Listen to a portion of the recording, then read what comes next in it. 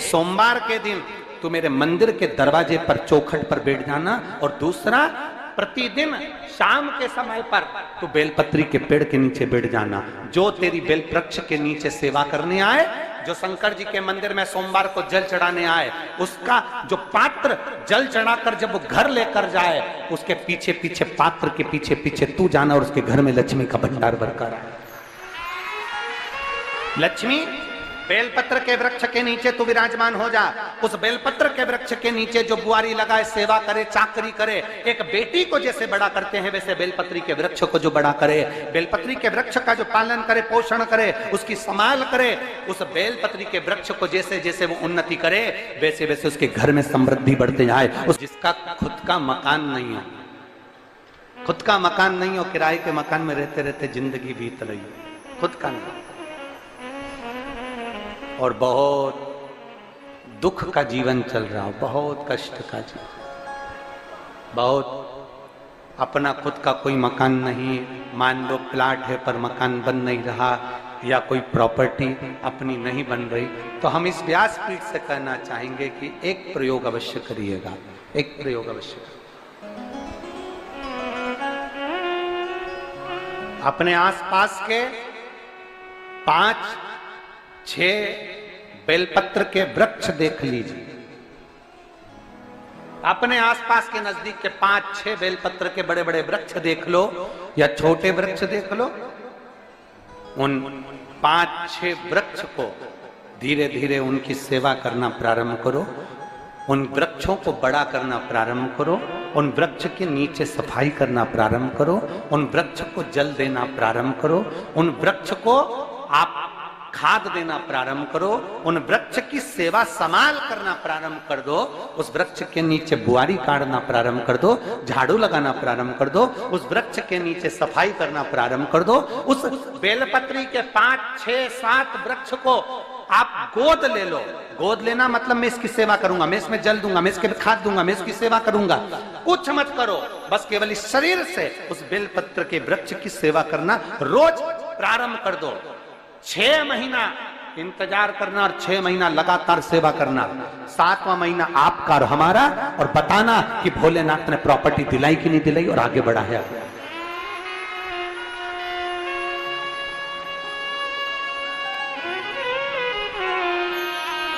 एक बेलपत्र का वृक्ष जिसके नीचे माता लक्ष्मी विराजमान होती है, एक बेलपत्र के वृक्ष के नीचे लक्ष्मी रहती है।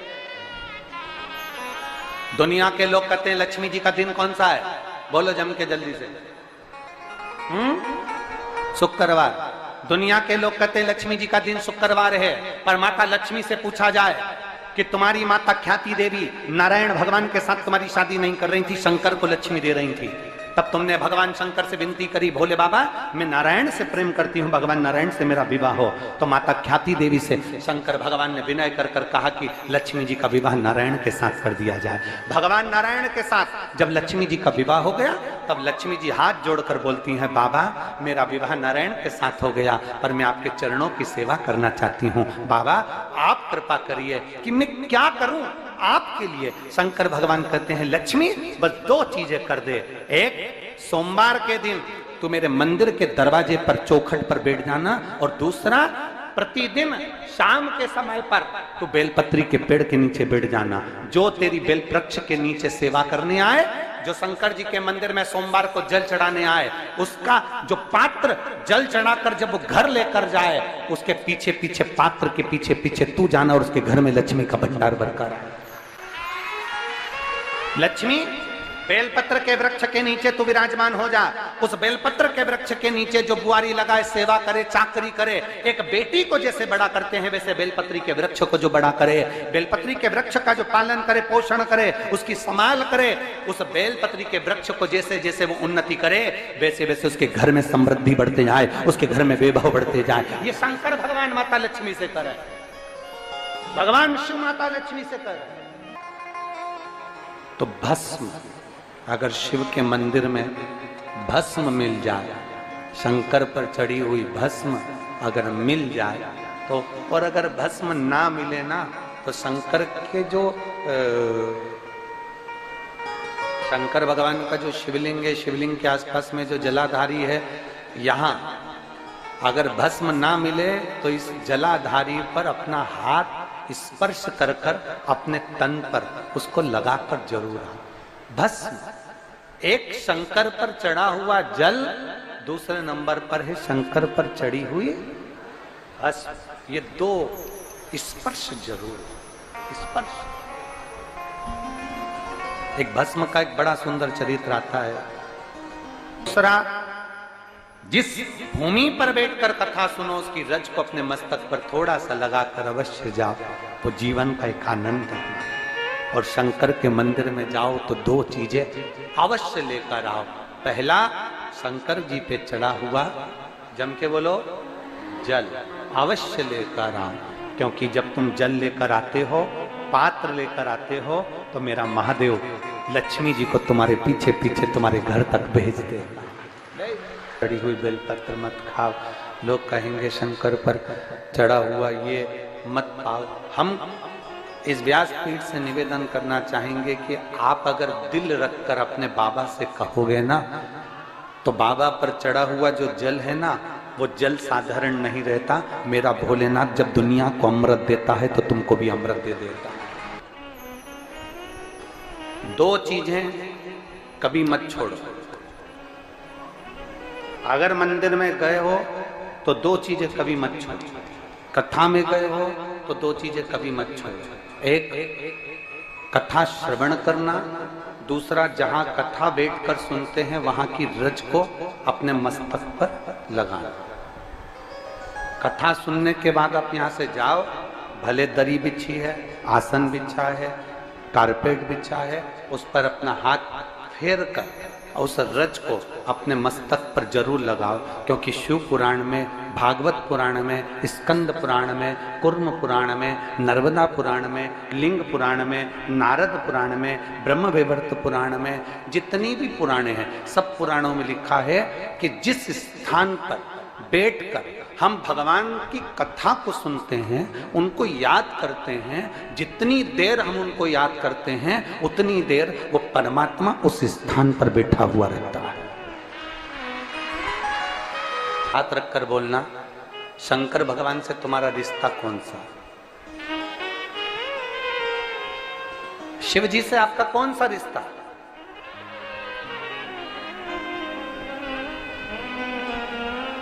शंकर भगवान को आप क्या मानते हो? हमने आपको एक संबंध बताया था कि सीहोर कुबेरेश्वर धाम आपका मायका है, तो हम आपके भाई हैं, तो शंकर भगवान आपके पिता हैं, आपके बाप हैं, आपका बाबा है, आपका दादा है।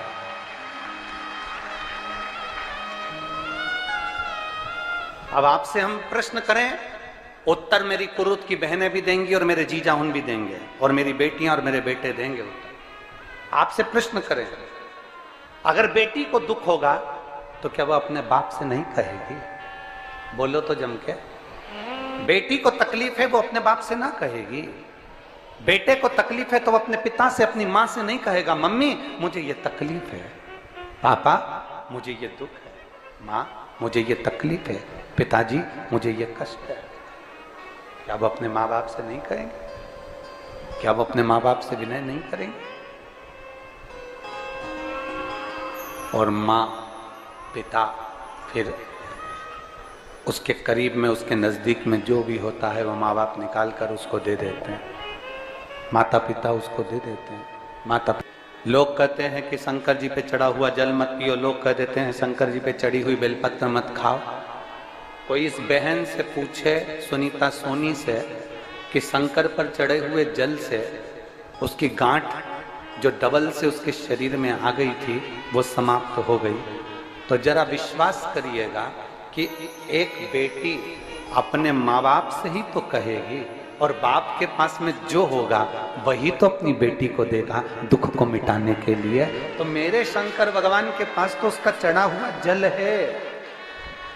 दूसरा, जिस भूमि पर बैठकर कथा सुनो उसकी रज को अपने मस्तक पर थोड़ा सा लगाकर अवश्य जाओ, तो जीवन का एक आनंद है। और शंकर के मंदिर में जाओ तो दो चीजें अवश्य लेकर आओ।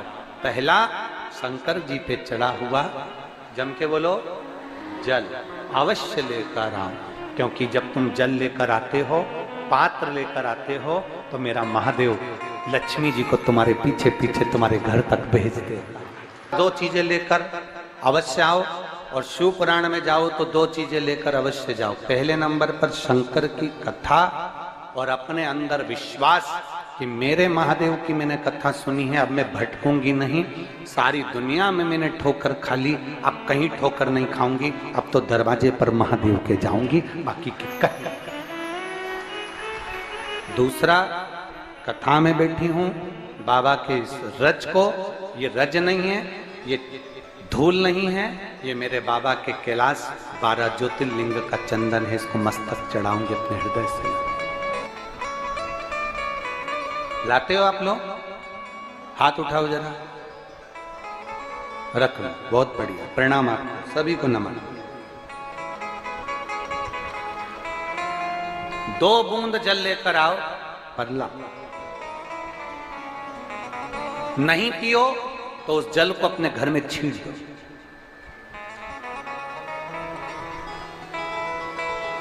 नहीं पी सकते, उस जल को छींट दो। सारे घर के लोग नहीं पी रहे, उस जल को मटके में डाल दो, हंडे में डाल दो। 2 बूंद जल हंडे में डाला, सब पी गई। आपको अलग अलग किसी को देने की जरूरत नहीं पड़ी, किसी को नहीं। हंडे में डाल दो, मटके में डाल दो, सब उस पानी को पीना आरंभ।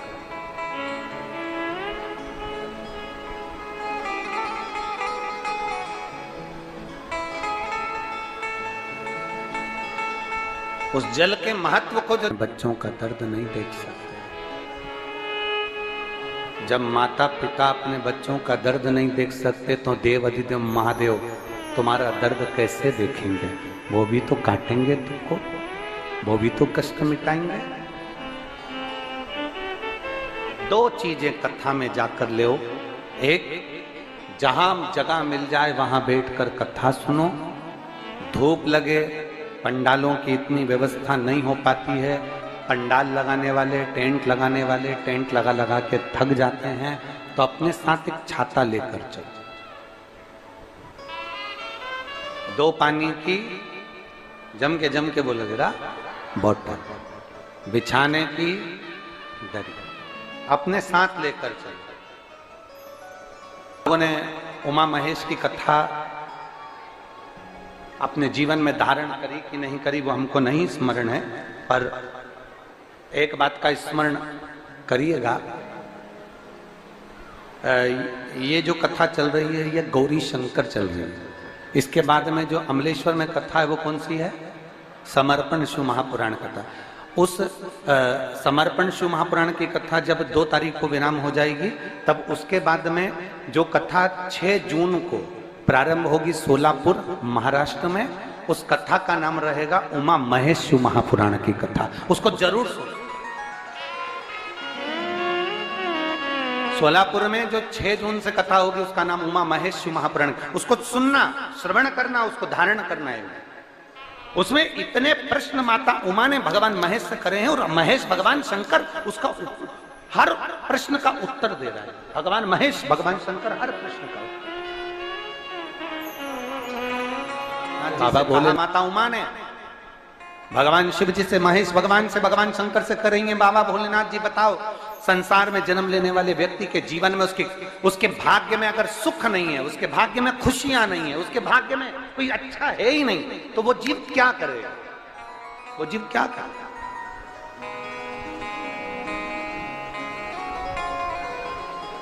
भगवान शंकर कह रहे हैं, पार्वती,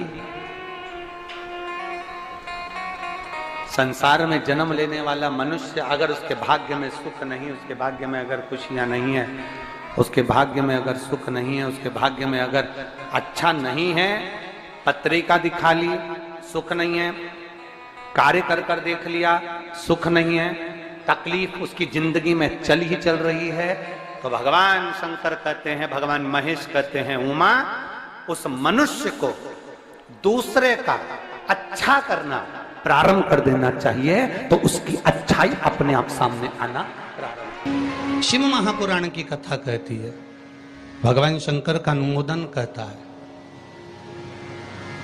कि आपकी जो भक्ति है, भगवान धन से, संपदा से या वैभव से या दौलत से भगवान कभी नहीं रीझता। अगर भगवान को चाहिए तो तुम्हारा केवल निर्मल मन चाहिए, भगवान को और कुछ भी नहीं चाहिए, तुम्हारा केवल मन। उसके सिवाय भगवान तुम्हारे वैभव से, तुम्हारे पास में कितनी गाड़ी है, कितना बंगला है, कितना धन है, कितना वैभव है, कितनी सत्ता है, कितनी दौलत है, भगवान को उससे कोई मतलब नहीं। भगवान को अगर मतलब है तो केवल तुम्हारे मन से मतलब है। शबरी अम्बा के दरवाजे पर भगवान गए, क्या दिया शबरी अम्बा ने? भगवान को क्या प्रदान करा शबरी अम्बा ने? केवल एक झूठे बेर, और झूठे बेर के सिवा भगवान कुछ ले भी नहीं रहा है। अब तुम शंकर जी को क्या देते हो? अगर शबरी अम्बा ने भगवान राम को झूठा बेर दिया है तो आपने कौन सा अच्छी चीज दी थी भगवान को? जल दिया, वो मछली का झूठा था। दूध दिया, वो बछड़े का झूठा था। फूल दिया, वो भौरे का झूठा था।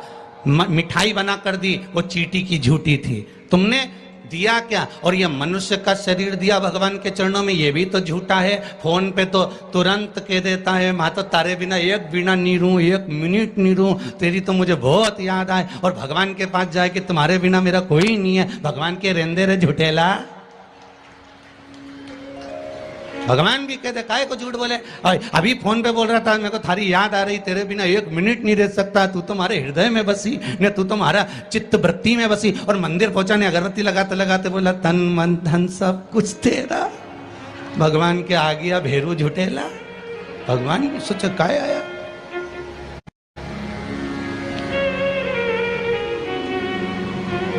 अगर शबरी अम्बा ने झूठा बेर दिया है तो हमने कौन सी अच्छी चीज भगवान को दे दी है? हमने क्या भगवान को अच्छा दे दिया है? हम भी तो झूठा ही दे रहे हैं। पुष्प दिया, वो भी झूठा था। जल दिया, वो मछली का झूठा था। दूध दिया, वो गाय के बछड़े का झूठा था। मिठाई दी, वो चींटी की झूठी थी। हम जो परमात्मा को दिए वो सब कुछ झूठा था। यहाँ तक हम भगवान का जो स्मरण भी कर रहे हैं, कई लोग भगवान के मंदिर में बैठकर घंटों तक माला पकड़कर भी अगर भगवान के मंदिर में बैठकर भजन कीर्तन स्मरण कर रहे हैं तो वो ये सोचे कि नहीं ये सत्य है, तो उसने उसमें भी छल कर दिया। थोड़ी देर तक तो मन लगता है, उसके बाद ये चित्त, ये वृत्ति, ये मन कहीं ना कहीं डोल जाता है। इस मन को लोग कजन कहां लेकर चले जाते हैं। बड़ा बड़ा कठिन है महाराज, ये बड़ा कठिन। ये मन बड़ा चंचल है, कैसे तेरा भजन करूं, जितना इसे समझाऊं उतना ही मचलता है।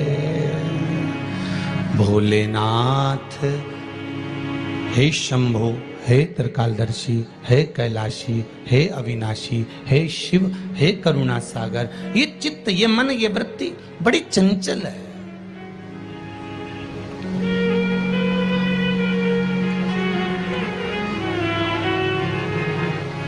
अगर ये मन, ये चित्त, ये वृत्ति थोड़ी भी परमात्मा में लग गई तो जीवन की सार्थकता हो गई।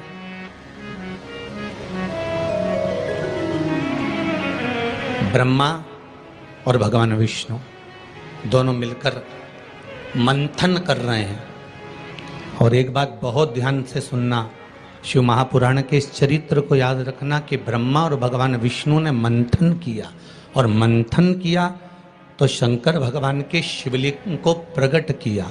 आपसे भी निवेदन है, जब दोनों पति पत्नी, भाई भाई, घर के बुजुर्ग, माता पिता, घर के बच्चे जब एक साथ कहीं बैठे हुए हों तो शिव महापुराण की कथा कहती है आप भी शिव महापुराण का थोड़ा सा मंथन करो। उस मंथन से जो प्रकट होगा वो तुम्हारे घर का आनंद करा देगा। शिव पुराण का मंथन।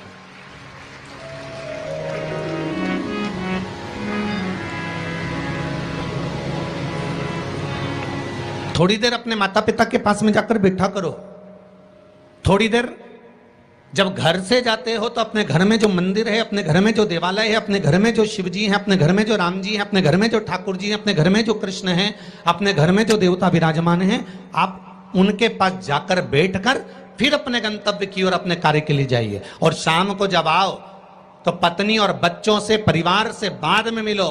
सबसे पहले अगर दुकान की चाबी भी लेकर आए हो, थोड़ा सा धन भी लेकर आए हो, थोड़ा सा सामान भी लेकर आए हो, थोड़ा सा व्यापार का कुछ चीज भी आप लेकर आए हो, तो सबसे पहले जाकर भगवान के मंदिर में जो आपके घर में है उसके पास में बैठकर उसको बताया करो, आज मैंने व्यापार करा उसमें ये लाभ हुआ, आज मैंने व्यापार करा उसमें ये हानि हुई, और आपकी कृपा से आज मैंने दुकान व्यापार व्यवसाय आज का पूरा करा। हे देवाधिदेव महादेव, हे मेरे ठाकुर, हे मेरे कृष्ण, हे मेरे राम, आज भगवान की कृपा, आपकी कृपा बहुत बनी रही और मेरा सब कार्य सफल हुआ। बाबा को प्रणाम करो, नमन करो और फिर अपने माता पिता, परिवार, कुटुंब, कबीला जिससे मिलना है मिलो, फिर मिलो।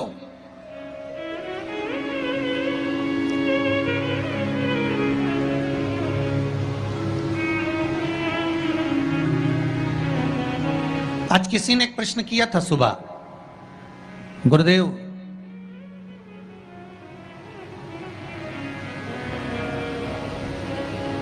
अगर भगवान के मंदिर जाना है हमको और शरीर में अगर कष्ट है, शरीर में अगर रोग है, शरीर में अगर बीमारी है, शरीर में अगर दुख है, शरीर में अगर कष्ट है, तो क्या नहाना जरूरी है?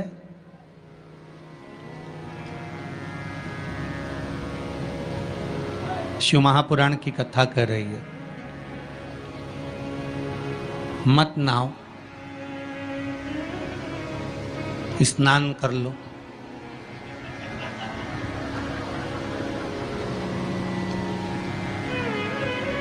मत नहाओ, स्नान कर लो। नहाने में और स्नान में जमीन और आसमान का अंतर है। बाथरूम में गए, साबुन लगाया, शैम्पू लगाया और ये सब लगाने के बाद में तुमने जो तुम्हारे ऊपर पानी उंडेला, इसको नहाना कहते हैं। ठीक है? जो तुमने साबुन लगाया, शैम्पू लगाया, पानी डाला, उसको नहाना कहते हैं। और मंदिर में गए अर्थात आप बाथरूम में ना जाकर भी सवेरे से उठे और उसकी भक्ति में लीन होकर दिल से उसको याद कर कर और मान लो मुंह धोकर भी भगवान के दरवाजे तक पहुंच गए तो उसको स्नान कहा जाता है। कर लिया ना बहु?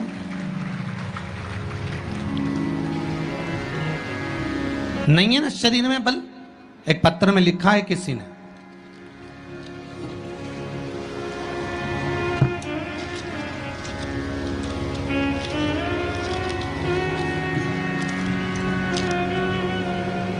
मैं बदनावर धार के पास बालोदा में रहती हूँ। मेरा नाम शांति बाई कुमावत है। कहीं बैठी हो तो खड़ी हो जाएं। आप ही हैं? दोनों हाथ हिला दो एक बार। मेरा नाम शांति बाई कुमावत है। गुरुदेव, आज मैं अपने पैरों पर खड़ी हूं और घूम रही हूं, ये शिव की ही कृपा है, शंकर की कृपा है। मैं कैंसर से पीड़ित हूं, बहुत सारे अस्पतालों में मेरा इलाज हुआ है। ऐसा कोई हॉस्पिटल गुजरात का, राजस्थान का और महाराष्ट्र का नहीं जहां पर मेरा इलाज नहीं हुआ। रह रह कर कैंसर उपज रहा था, परेशान हो गई थी गुरुदेव। तब बाबा की कृपा से डॉक्टर ने कह दिया अब तुम्हारे शरीर में और ऑपरेशन का दम नहीं बचा, इसलिए अब तुम भगवान के ही सहारे जियो। और डॉक्टर ने अगले ऑपरेशन करने से मना कर दिया। मैं घर आ गई, शिव महापुराण की कथा सुनी और गुरुदेव अब मैंने भी विचार कर लिया कि ये शरीर मैंने शंकर को दे दिया। और गुरुदेव एक बेलपत्री शिव जी पे चढ़ी हुई अपनी पोती से, बेटों से बुलवाती और उस बेलपत्री को जल के साथ खाना चालू कर दिया, 2 कदम भी नहीं चल पाती थी क्योंकि कैंसर के ऑपरेशन इतने हुए थे। गुरुदेव, आज मैं इस पंडाल में बैठकर कथा सुन रही हूं, ये शिव की ही कृपा है, ये शंकर की करुणा। एक बात बहुत सुंदर आपने लिखा है शांतिबाई जी, माता जी, कि गुरुदेव जांच भी कराई, अब डॉक्टर बोल रहा है तुम तो ठीक होती चली जा रही हो, ऑपरेशन की भी जरूरत नहीं है। अब बाबा की यह कृपा हुई है, ये करुणा है। बैठो मां, बैठो। हर हर महादेव। ये शिव की कृपा है, ये शंकर की करुणा, ये शंकर की उदारता है, ये शंकर की दया है, ये शिव करुणा है। अकाल मृत्यु वो मरे जो काम करे, चंडाल का काल उसका क्या बिगाड़े, जो भक्त हो महाकाल का। शंकर की आराधना करने वाला, शिव का स्मरण करने वाला, शिव भक्ति में डूबने वाला, शंकर का अनुमोदन करने वाला कभी भी भटकता नहीं है। शिव उसको मार्ग तक पहुंचा ही देता है, पहुंचाएगा।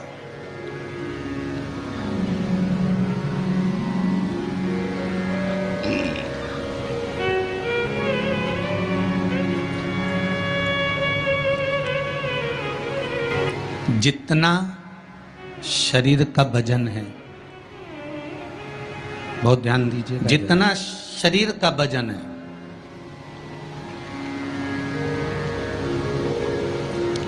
सत्तर kilo, 25 kilo, 20 kilo, 15 kilo, 50 kilo, उतना ही किलो के हिसाब से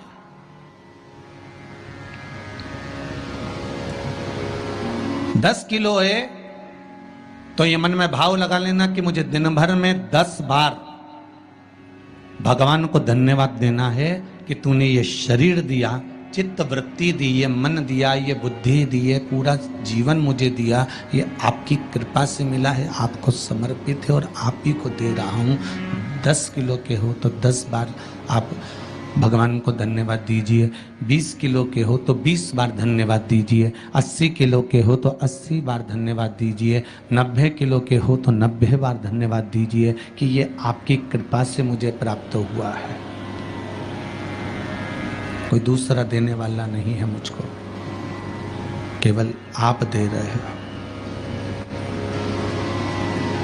उसके सिवाय कुछ नहीं मिला।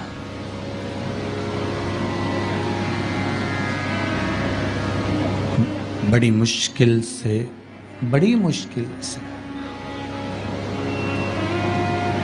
उसने कृपा कर कर यहाँ भेजा है अपने को, बड़ी मुश्किल से भेजा। शंभो शरणे पड़ी मांगू घड़ी रे घड़ी, दुख काटो दया करी ने दर्शन। भगवान से प्रार्थना करते रहो, निवेदन करते रहो, उसके चरणों में जाकर धूप लगाते रहो, उसको नमन करते रहो, उससे विनती बार बार करते रहो कि तेरे बल पर जी रहा हूँ, तेरी कृपा से जी रहा हूँ, तेरी करुणा से जी रहा हूँ, उसके सिवाय कुछ भी नहीं है महाराज। भगवान विष्णु और भगवान ब्रह्मा ने मंथन किया और भगवान विष्णु और भगवान ब्रह्मा जब मंथन करे तो उस मंथन में शिवलिंग प्रकट हुआ।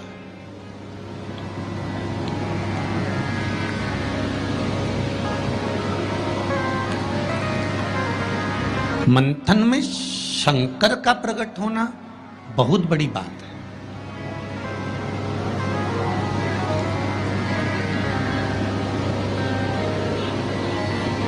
जैसे बात बात में शिवजी का नाम, शंकर का यश, शंकर भगवान का गुणगान, शंकर भगवान की भक्ति की बात आपके मुख पर अगर बार बार आ रही है ना, आप बार बार कह रहे हैं कि बड़ी कृपा करी साहब मेरा ही, मैंने तो पशुपति व्रत करा था और भगवान ने मेरा ऐसा कर दिया, मैंने भगवान को मूंग चढ़ाया था और भगवान ने ऐसा कर दिया, मैंने चावल चढ़ाया था भगवान को और भगवान ने ये कर दिया, मैंने भगवान को बेलपत्र चढ़ाया था भगवान ने मेरा ये काम कर दिया, भगवान को मैंने धतूरा चढ़ाया था भगवान ने मेरा ये काम कर दिया। आप बार बार शिव जी का यशगान गाते हो ना, यश गुण गाते हो, तो उसमें भी एक सुख का अनुभव होता है।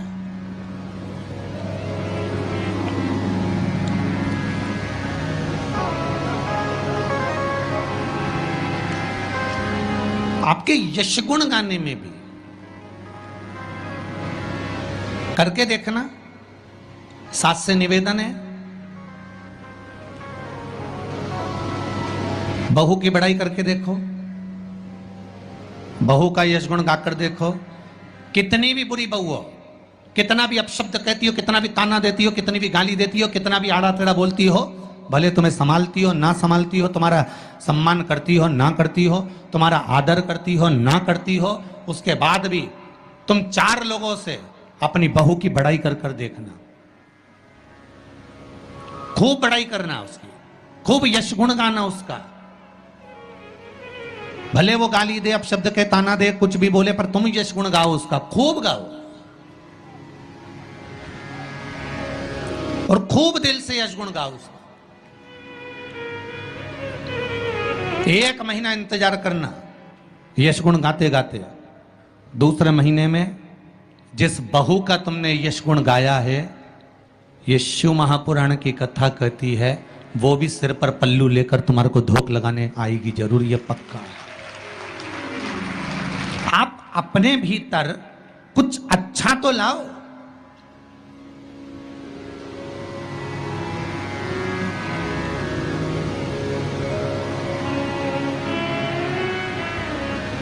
कुछ अच्छा ढूंढने का प्रयास तो करो।